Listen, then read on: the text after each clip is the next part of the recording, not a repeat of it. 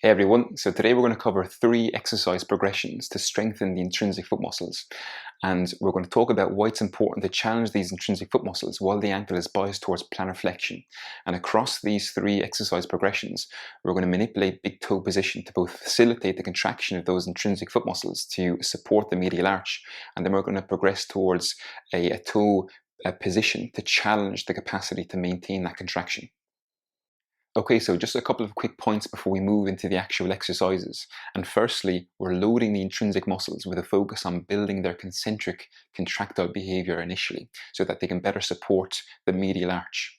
And to do that, we want to bias the ankle towards plantar flexion and towards supination of the midfoot. Okay, now another nice thing with biasing the ankle towards plantar flexion is that biasing it towards plantar flexion allows us to reduce the contribution from ankle plantar flexion, and as a result from the extrinsic muscles of the foot and ankle, okay, like the gastroconsolius. So it just increases the contribution from the toe flexors, particularly the big toe flexion, which is what we're going to focus on across these exercises, okay. And lastly, we're going to focus on manipulating the position of the big toe. So if we want to build that capacity to support the medial arch, and we want to bias the ankle, or the midfoot I should say, towards supination, we'll want to position the big toe towards extension first, because the big toe extension will facilitate that capacity to supinate the midfoot, and then we can challenge that capacity to maintain that arch and maintain that concentric behavior through the intrinsic muscles by moving the big toe from a position of extension to a position of toe flexion, but we're still driving that toe flexion moment. Okay, so there's a nice thought process underlying the exercise progressions here.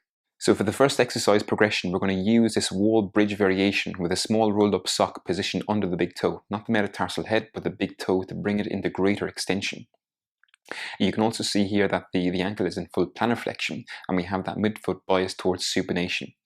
And we're actually going to bridge the pelvis proximally. So we're going to bring the pelvis up into extension and hold that position there, because that will add more weight or mass proximally that the toe flexors distally will have to contract against and maintain in a bridge position.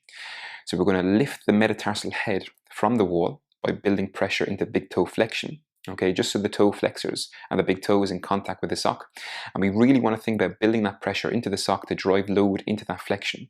And we can hold this as an isometric, or we can add dynamic movement through the toe, like you can see here. So this next exercise will challenge the maintenance of that medial arch, because we're going to load the big toe flexors while the big toe is positioned in more of a flexed position relative to the last exercise. Okay, so it's going to challenge that capacity to maintain the medial arch. So we'll set up with the big toe on the edge of the step, build that pressure down through the big toe to the point where we can bridge the pelvis proximally, and we can hold that for 10 seconds if we're able to. We can hold it for less if we're not able to hold it for 10 seconds. But what we can also do here is we can add more of a longer duration isometric here, where we're building pressure down, but we're not really attempting to bridge the pelvis, but we're just maintaining that pressure down through the big toe into the step, and we can hold that for 30 to 45 seconds.